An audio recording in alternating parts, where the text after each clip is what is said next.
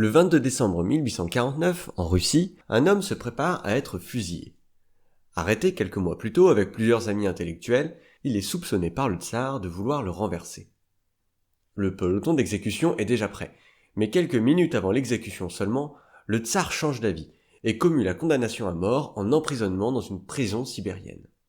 Le grand écrivain russe Fiodor Dostoïevski venait d'échapper de peu à la mort.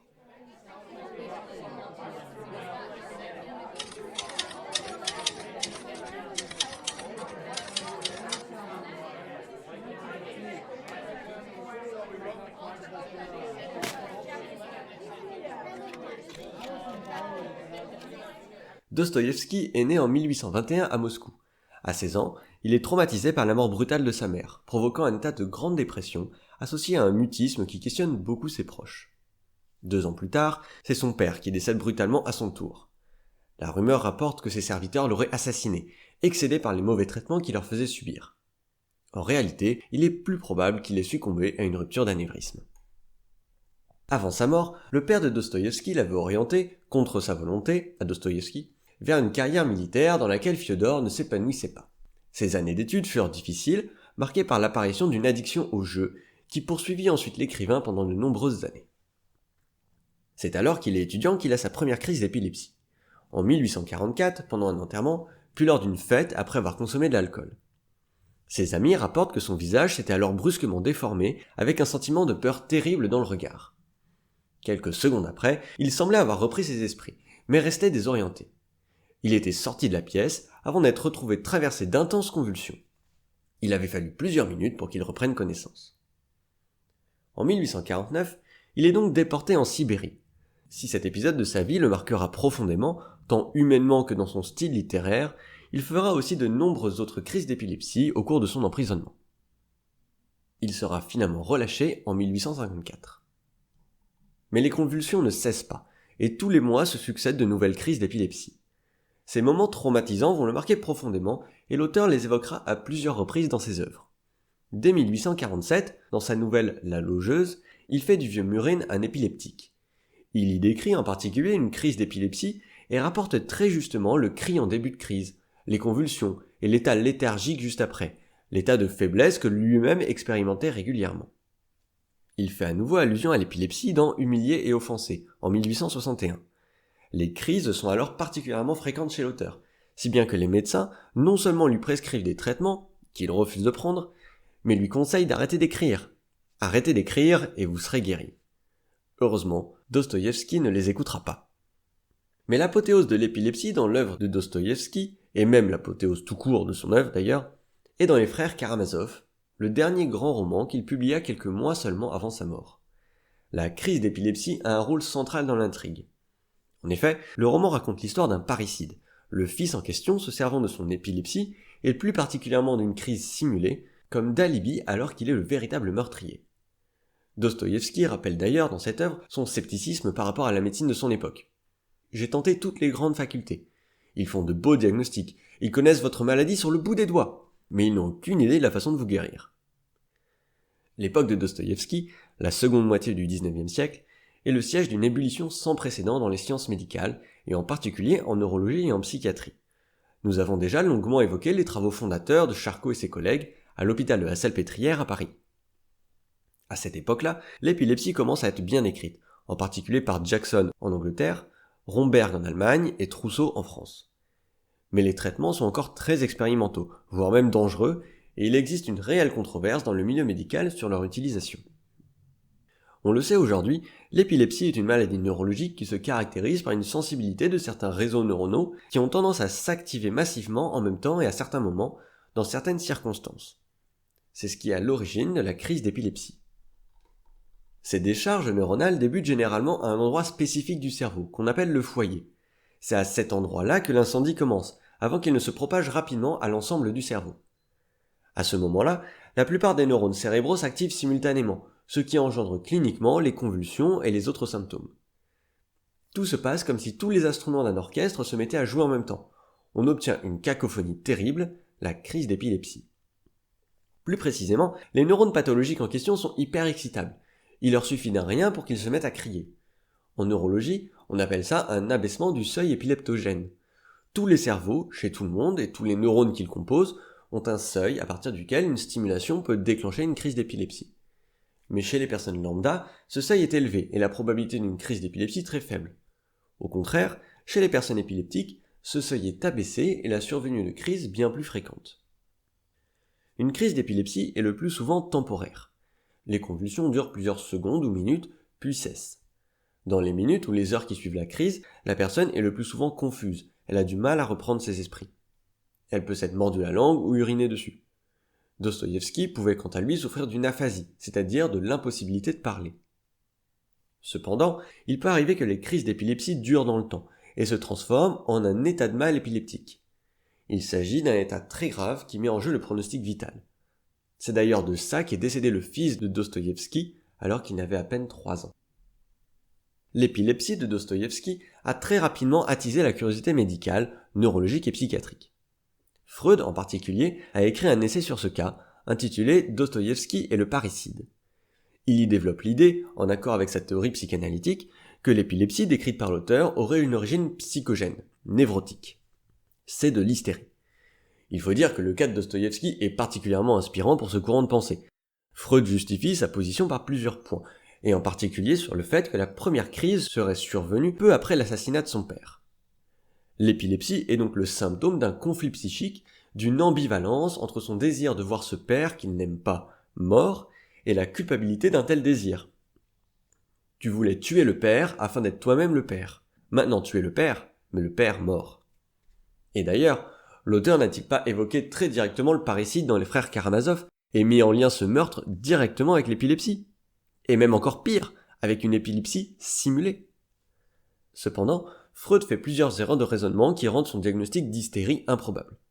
Tout d'abord, la première crise ne date probablement pas du décès de son père, mais serait survenue plusieurs années plus tard. De plus, la survenue fréquente des crises en pleine nuit, réveillant l'auteur, plaide en faveur d'une origine dite organique, non psychogène. L'évolution de la maladie, son début vers la vingtaine, les symptômes des crises, sont en faveur d'une telle origine organique. Cependant, Freud révèle avec justesse un premier épisode d'allure hystérique, le mutisme dont il aurait souffert après le décès de sa mère, et s'étonne de l'absence de répercussions neurologiques et cognitives au cours des années. La succession des crises d'épilepsie ne fait pas du bien au cerveau, qui s'abîme avec le temps. Mais cette explication est très réductrice. On sait bien aujourd'hui que l'épilepsie n'est pas simplement la maladie des crises d'épilepsie. Elle touche l'ensemble du fonctionnement cérébral et même entre les crises. Ainsi, il existe des complications neurologiques, cognitives et psychiatriques, dont l'origine est probablement la même que les crises d'épilepsie, mais qui s'expriment en dehors de telles crises. On peut toutefois supposer que l'auteur russe était doté d'une grande intelligence, qui est identifiée aujourd'hui, même si on parle dans notre jargon plutôt de capacité cognitive ou de réserve cognitive. C'est donc considéré comme un facteur protecteur du déclin cognitif avec l'âge chez les patients épileptiques.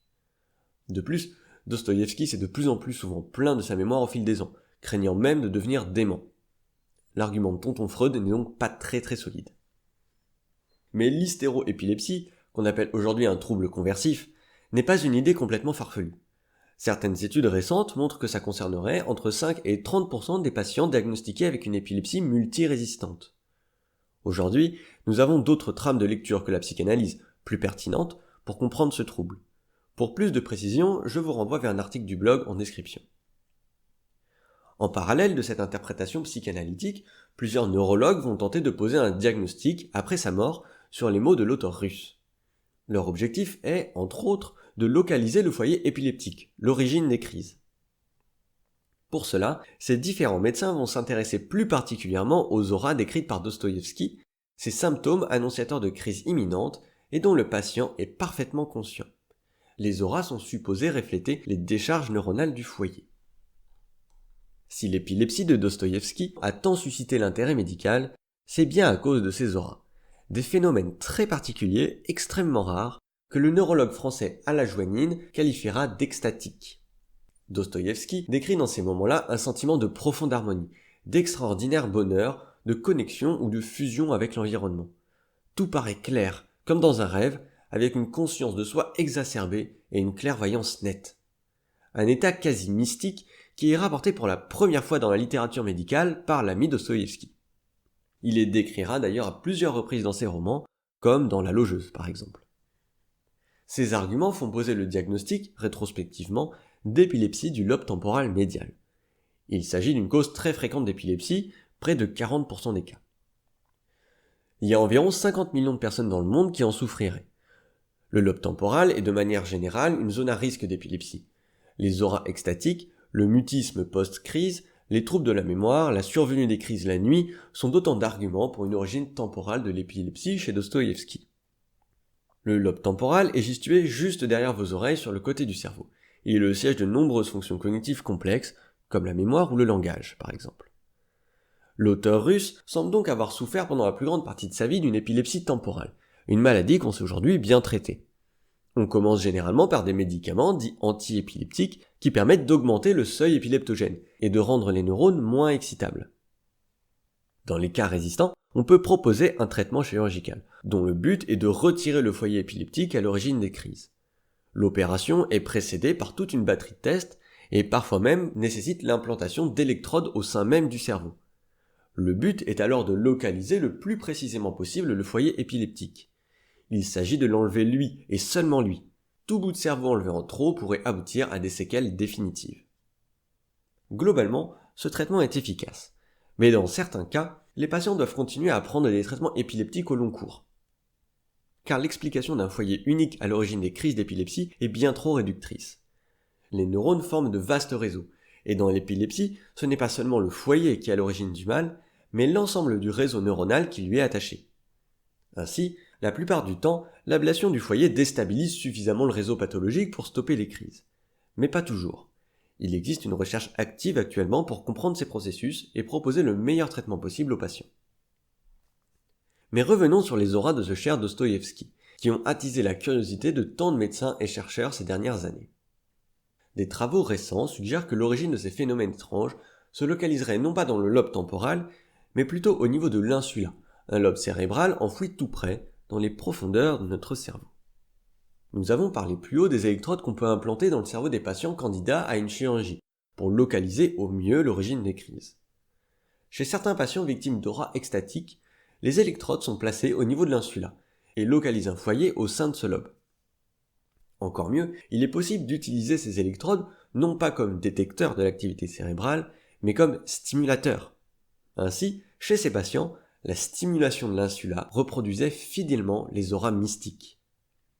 Mais ces chercheurs ont aussi proposé une explication neurocognitive de ces phénomènes qui je trouve passionnante. Le cerveau est un parieur. Il n'est pas en constante réaction aux différents stimuli de l'environnement autour de lui. Non, lui, il fait des paris, des prédictions pour anticiper la réponse à apporter. Dans chaque situation, il élabore une modélisation qu'il confronte constamment aux véritables données de l'environnement. Il compare ainsi à chaque moment la réalité avec la prédiction qu'il en fait.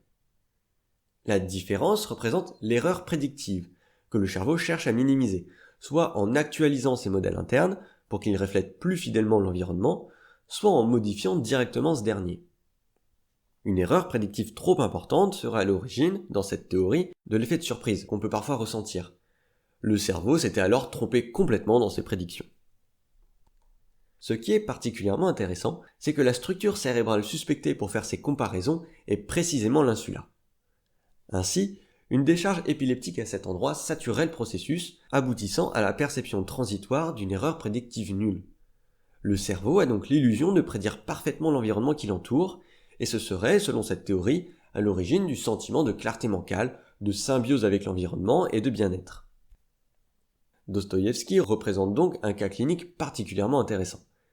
Mais au-delà de ça, son œuvre est très importante dans la déstigmatisation de l'épilepsie, qui reste encore aujourd'hui une maladie sur laquelle beaucoup de préjugés circulent. Au-delà de l'influence importante dans ses écrits de sa maladie, et en particulier de ses auras, les personnages qu'il crée et qui en sont atteints sont jugés selon leur nature et non pas selon leur pathologie. Si Smerdiakov est détestable, ce n'est pas à cause de son épilepsie, mais de l'usage qu'il en fait, car il s'en sert comme alibi pour accuser son frère du meurtre de leur père. Dostoïevski est l'exemple parfait de celui dont le génie a pu sublimer le trouble qui le frappait. Merci d'avoir regardé cette vidéo jusqu'à son terme. Les symptômes de Dostoïevski sont captivants, j'ai pris beaucoup de plaisir dans mes recherches sur ce sujet. Si vous voulez aller plus loin, je vous oriente comme d'habitude vers les sources et les articles du blog en description. Pensez à vous abonner à la chaîne ou sur Facebook, et à bientôt.